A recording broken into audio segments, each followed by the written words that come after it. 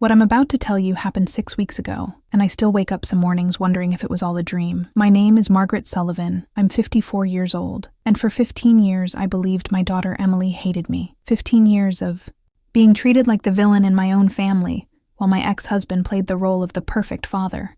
But when Emily called me 3 days after her father's funeral, sobbing so hard I could barely understand her words, what she told me about his will would expose the most devastating truth imaginable.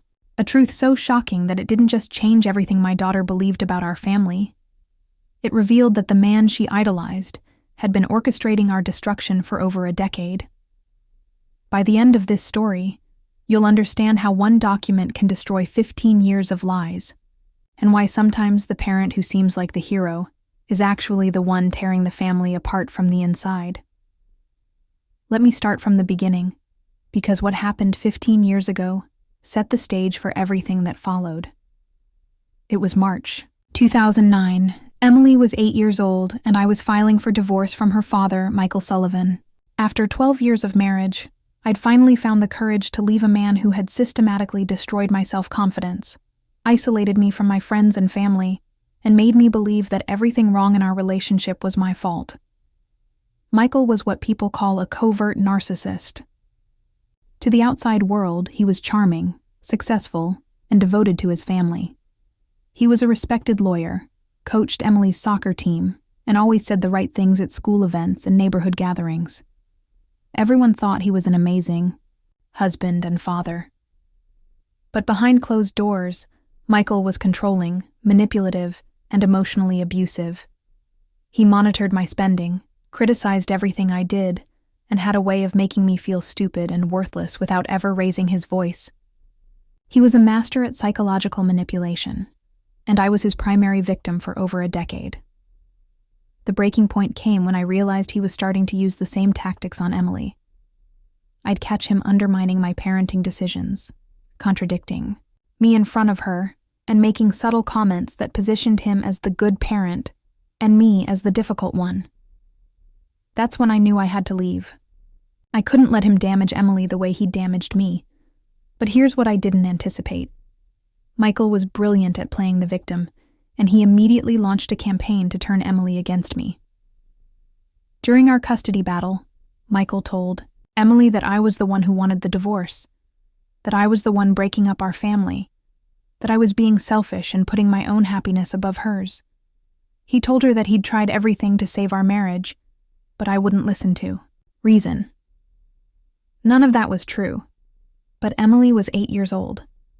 All she knew was that Daddy was sad, and Mommy was the one making him sad. Michael got 50% custody, which meant Emily spent half her time with him and half with me. But even during my custody time, Michael found ways to undermine our relationship. He would call Emily every night when she was at my house, asking if she was okay, if she needed anything, if she wanted him to come pick her up early. He bought her expensive gifts and took her on elaborate outings during his custody time, then made sure she knew that I couldn't afford to do the same things. Most devastatingly, he told Emily that the reason we couldn't afford nice things was because I was taking too much money from him in child support and alimony.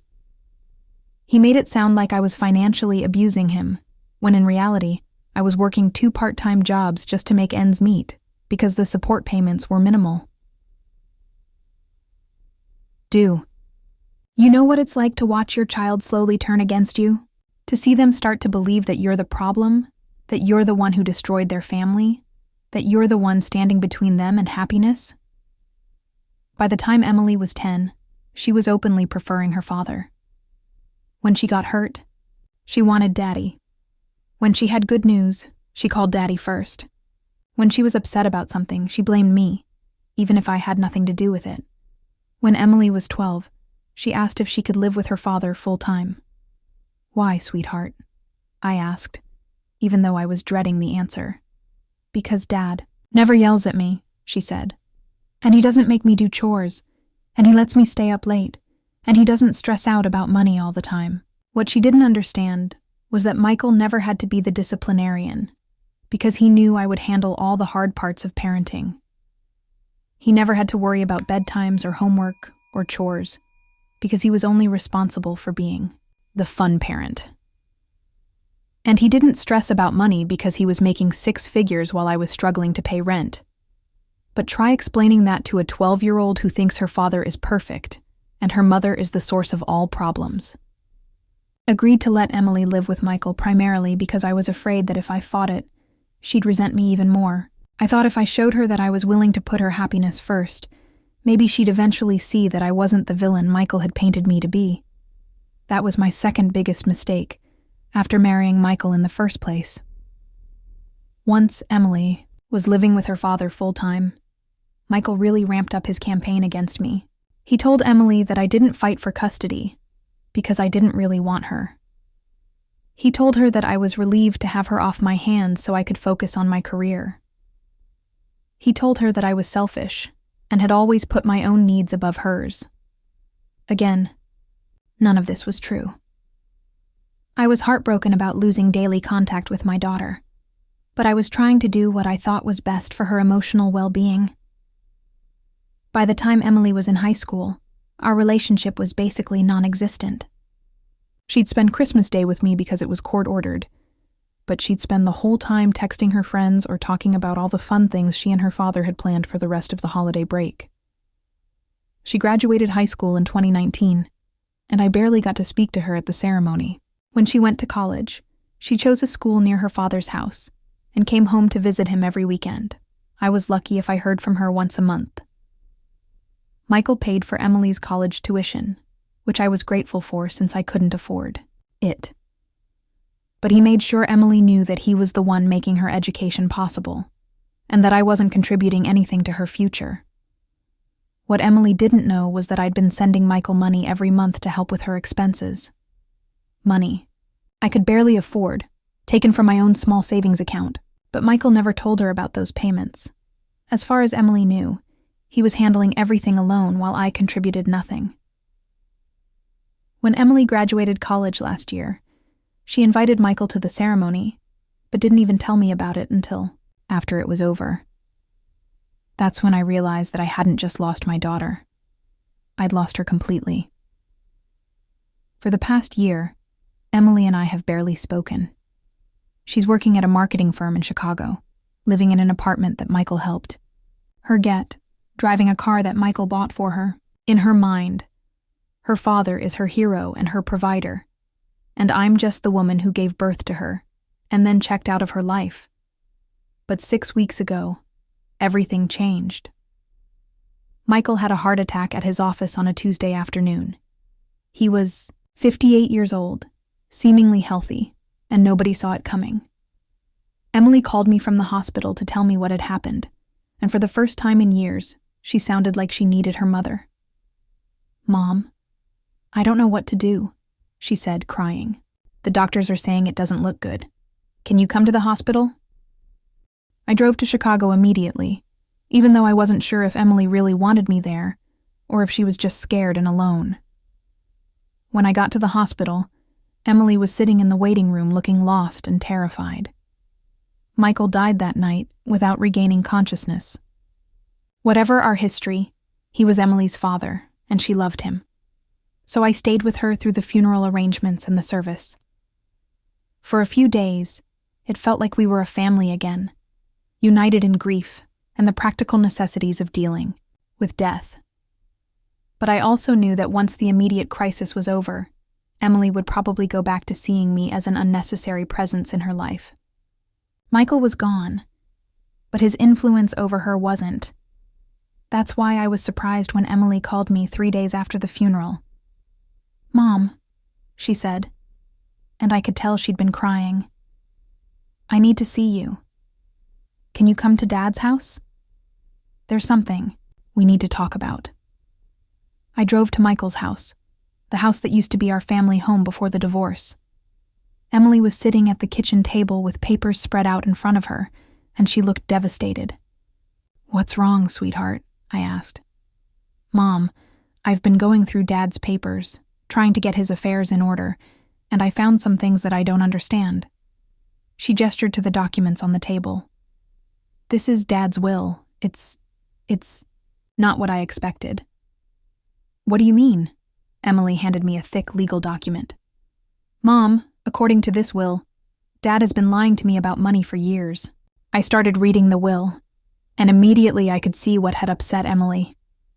The document showed that Michael's estate was worth almost $2 million, far more than I'd ever imagined he had. But that wasn't the shocking part. The shocking part was a section of the will labeled Acknowledgements and Explanations. In this section, Michael had written detailed explanations for various financial decisions he'd made over the years. And those explanations told a very different story than the one he'd been telling Emily. "Mom, look at this paragraph," Emily said, pointing to a specific section. "Read it out loud." I read, "I acknowledge that during my marriage to Margaret Sullivan, and throughout the years following our divorce, Margaret has made significant financial contributions to Emily's upbringing that I have not previously disclosed to Emily. These contributions include monthly payments toward Emily's school expenses, extracurricular activities, college tuition, and living expenses. Margaret has contributed approximately $47,000 to Emily's education and upbringing since our divorce, money she could not afford but insisted on providing because of her love for our daughter." I looked up at Emily, who was staring at me with an expression I couldn't read. "Mom, is this true? Have you been sending Dad money for me this whole time?" Emily, "Yes, but why didn't you ever tell me?" "Because your father asked me not to. He said it would be easier for you if you thought the financial support was coming entirely from him. He said it would give you a sense of security to know that he could handle everything." Emily was quiet for a long moment. Then she said, "Mom, there's more. Keep reading." The next section of the will was even more devastating. I also acknowledge that during the custody proceedings following our divorce, I made statements about Margaret that were designed to influence Emily's relationship with her mother. I claimed that Margaret was unwilling to prioritize Emily's needs, when in fact, Margaret was working multiple jobs to support herself and contribute to Emily's care.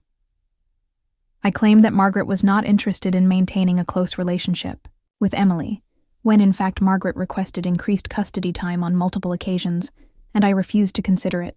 I acknowledged that I encouraged Emily to believe that Margaret was responsible for our divorce and for the disruption of our family, when in fact our marriage ended due to my own behavior and choices.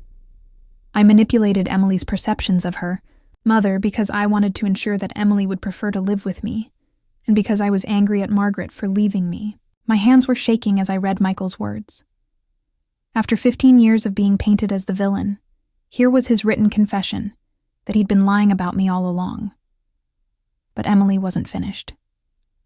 "Mom, there's more, and this part is going to make you angry." She showed me the next section. "Most significantly, I acknowledge that I have hidden the existence of a college fund that Margaret established for Emily when Emily was 5 years old. This fund, which Margaret contributed to throughout our marriage and continued to support after our divorce, is currently worth approximately $127,000. I have led Emily to believe that I am solely responsible for her college expenses, when in fact a significant portion of her education has been funded by Margaret's long-term planning and sacrifice." I stared at the document in shock. The college fund I'd set up for Emily when she was little. The fund I'd been contributing to for years, even after the divorce when money was tight. Michael had hidden its existence from Emily and taken credit for her entire college education. "Mom," Emily said, and her voice was barely a whisper, "I've been treating you like you didn't care about me, like you weren't involved in my life, like you were just some absent parent who checked out after the divorce. But this whole time, you've been supporting me financially, and I never knew. Emily, I didn't do it for recognition. I did it because I love you, and I wanted to make sure you had every opportunity possible. But Mom, don't you see how horrible this is? Dad let me think you didn't care about my future. He let me think he was handling everything alone. He made me feel guilty for asking you for anything, because he said you already didn't contribute enough." Emily started crying again. "How many times did I tell people that my dad was the only parent who really cared about me? How many times did I say that you were selfish and uninvolved? And the whole time, you were sacrificing to make sure I had what I needed. I sat down next to Emily and put my arm around her. Sweetheart, your father loved you. Whatever he did wrong in terms of our relationship, his love for you was real. But Mom, he lied to me for 15 years. He made me hate you for things that weren't even true. Emily pulled out another document. And there's more. Look at this. She showed me a series of emails that Michael had printed out and included with his will. Emails between him and his lawyer from 5 years ago, discussing ways to minimize his child support and alimony payments. In these emails, Michael's lawyer suggested that if Emily was alienated from me enough, I might agree to reduce my alimony in exchange for increased visitation. The emails showed that Michael was intentionally damaging my relationship with Emily as a strategy to reduce his financial obligations to me. Mom, he was using me as a weapon against you. He was deliberately turning me against you so he could pay you less money. I was reading through the emails in disbelief. Michael's lawyer had advised him to continue positioning Margaret as the less stable parent and to reinforce Emily's preference for living with her father, because it would strengthen Michael's position in any future custody or support modifications. Emily, I had no idea he was being this calculating about it. Mom, I'm so ashamed. I believed everything he told me. I thought you were the problem. I thought you were the one who didn't really want me. Emily was sobbing now, and I was crying, too. 15 years of manipulation and lies were finally being exposed, but the damage had already been done. There's one more thing, Mom. The worst thing. Emily showed me the final section of Michael's will. I am leaving the majority of my estate to Emily, as is appropriate. However, I am also leaving $200,000 to Margaret Sullivan, not out of love or obligation, but as an acknowledgement of the financial and emotional damage I have caused her over the past 15 years. This money represents partial compensation for the alimony I should have paid, the child support I minimized through legal maneuvering, and the therapy costs she will likely incur as she processes the truth about my behavior toward her and Emily. Margaret, if you are reading this, I want you to know that I spent 15 years punishing you for leaving me by turning our daughter against you. I told myself that I was protecting Emily, but I was actually protecting my own ego. I could not tolerate the idea that you had found the strength to leave me, so I made sure you would pay for that decision every day for the rest of your life. I hope that someday you and Emily can rebuild the relationship that I destroyed. I hope that my death will finally free both of you from the lies I created and maintained. And I hope that Emily will someday understand that her mother is one of the strongest, most loving people she will ever know. Margaret, I'm sorry. Emily, I'm sorry. I have stolen 15 years of mother-daughter relationship from both of you, and that is unforgivable. But maybe now you can start over with the truth. Emily and I sat in Michael's kitchen for hours, going through all the documents, all the evidence of his systematic campaign to turn her against me. With every piece of paper, every email, every financial record, the scope of his manipulation became clearer. He hadn't just lied about money. He'd lied about custody arrangements, telling Emily that I'd requested minimal visitation when I'd actually been fighting for more time with her. He'd lied about my involvement in her school activities, claiming I was too busy with work to participate when I'd actually been excluded from events and not informed about them. He'd even lied about smaller things, telling Emily that I'd forgotten her birthday one year when I'd actually sent a gift that he'd hidden from her, telling her that I'd missed her school play when I'd actually not been told about it. Mom, Emily said finally, I don't know how to fix this. I don't know how to apologize for 15 years of believing lies about you. Emily, you were a child when this started. You trusted your father to tell you the truth about your family. That's not your fault. But I'm not a child anymore. I'm 23 years old, and I've been treating you terribly for years because I believed everything Dad told me without ever asking for your side of the story. Sweetheart, your father was very convincing. He was a lawyer. He knew how to build a case and present evidence. He just happened to be building a case against me and presenting false evidence to you." Emily was quiet for a while. Then she said, "Mom, can I ask you something?" "Of course. Why didn't you fight harder? Why didn't you try to tell me the truth about what was happening?" It was a fair question, and one I'd been asking myself for years. "Emily, I was afraid that if I tried to counter your father's narrative, it would just look like I was trying to turn you against him the way he was turning you against me. I was afraid it would make things worse for you, having your parents openly contradicting each other about everything. I was also afraid that you wouldn't believe me. Your father was very good at making his lies sound reasonable, and making my truths sound like excuses. I didn't have documents and emails like these to prove what I was saying. But mostly, I was afraid that fighting for you would hurt you more than losing you would hurt me. I thought, if I just loved you consistently and waited patiently, eventually, you'd see through his manipulation on your own. Did you ever think that would actually happen?" "Some days I did. Some days I thought you'd grow up and start questioning the things he'd told you. Other days, I thought I'd lost you forever, and I'd have to find a way to live with that." Emily started crying again. "Mom, I'm so sorry. I'm sorry I believed him. I'm sorry I treated you like you didn't matter. I'm sorry I missed so many years of having a relationship with you. Emily, we can't change the past, but we can decide what we want to do with the future. I want to start over," she said immediately. "I want to get to know you as an adult, not through the filter of Dad's lies. I want to understand who you really are and build a real relationship with you. I want that too, sweetheart, more than anything." That was 6 weeks ago. Since then, Emily and I have been rebuilding our relationship from the ground up. We talk on the phone every day.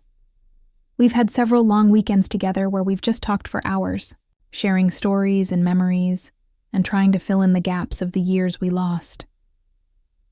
Emily has been going to therapy to process the realization that her understanding of her family was based on 15 years of lies.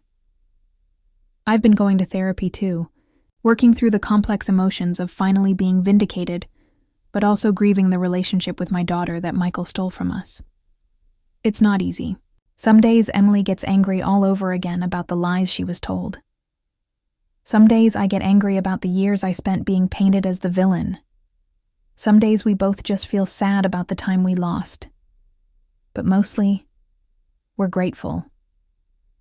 Grateful that the truth finally came out. Grateful that we have the chance to start over. Grateful that Michael's final act was to tell the truth, even though it came too late to undo most of the damage. Emily has moved back to our hometown and found a job here so we can spend more time together. She's getting to know me as the person I actually am, not the person her father told her I was. And I'm getting to know the amazing woman she's become, despite the complicated family dynamics she grew up with. We're also working together to help other families who might be going through similar situations. Emily has started volunteering with a support group for adult children who've realized they were manipulated by a parent. I've been working with an organization that helps divorced women navigate custody issues and parental alienation. Because here's what we learned. This happens more often than you'd think. One parent systematically turning a child against the other parent through lies, manipulation, and emotional abuse. It's called parental alienation, and it destroys families every day. Michael was able to get away with it for 15 years because he was charming, successful, and believable. Because he positioned himself as the victim, and me as the aggressor. Because he understood how to manipulate both the legal system and his own daughter to get what he wanted. But ultimately, the truth came out. It took his death and his written confession, but it came out. If you're watching this and you're dealing with a similar situation, if you have a child who's been turned against you by an ex-spouse, if you suspect that someone is manipulating your family relationships, if you're an adult child who's starting to question the narrative you were given about your parents, please know that you're not alone. The truth has a way of surfacing eventually. It might take years, it might take decades, but lies have a way of unraveling over time. Emily and I lost 15 years of mother-daughter relationship because of one man's need for control and revenge, but we didn't lose each other completely. We found our way back to the truth, and from the truth, we're building something real and honest and strong. If you have a broken relationship in your family, if there are lies that have driven wedges between people who love each other, if there are secrets that are keeping you apart from someone who matters to you, consider that there might be more to the story than you know. Consider that the person you've been taught to see as the villain might actually be the victim. Consider that the person who seems perfect might be the one causing the problems. Consider that the truth might be completely different from what you've been told. Michael Sullivan spent 15 years convincing our daughter that I was the problem in our family. He was so successful that I started to believe it myself. I started to think that maybe I really was a bad mother, that maybe I really had failed my daughter in some fundamental way. But the truth was that I was just the victim of a very smart, very manipulative man who couldn't tolerate being left by his wife, so he decided to punish me by stealing my relationship with my child. The truth was that I loved Emily every single day for 15 years, even when she hated me. I supported her financially even when she thought I didn't care about her future. I waited patiently for her to come home, even when it seemed like she never would. And the truth was that Emily loved me too, even when she didn't know it. Even when she'd been taught to see me as the enemy. Even when she thought I was the source of all her family's problems. Love doesn't disappear just because someone tells lies about it. Truth doesn't disappear just because someone tries to hide it. Family doesn't disappear just because someone tries to destroy it. It might take 15 years. It might take a death and a will and a box of documents. But eventually, love and truth and family find their way back to each other. Emily and I are proof of that. Have you ever discovered that someone you trusted had been lying to you about your family? Have you ever realized that your understanding of your relationships was based on false information? Have you ever had to rebuild a connection with someone after years of believing the wrong things about them? If this story resonates with you, if it reminds you of your own family dynamics, or makes you think about relationships in your life that might have been damaged by lies or manipulation, please share it. Because somewhere out there is another mother who thinks her child hates her. Another adult child who doesn't understand why their family fell apart. Another family that's been destroyed by one person's need for control. Maybe this video can be the push they need to start asking the hard questions, to start looking for the real truth, to start fighting for the relationships that matter. Subscribe if stories about family, truth, and healing matter to you. Your support helps me share more stories like this one. Remember, the truth has a way of coming out eventually. Love has a way of surviving even the worst lies. And family has a way of finding its way back together, even after years of being torn apart. Thank you for listening to our story. Thank you for caring about families that get broken by lies, and the people who work to put them back together with truth. The truth will set you free, even if it takes 15 years to find it.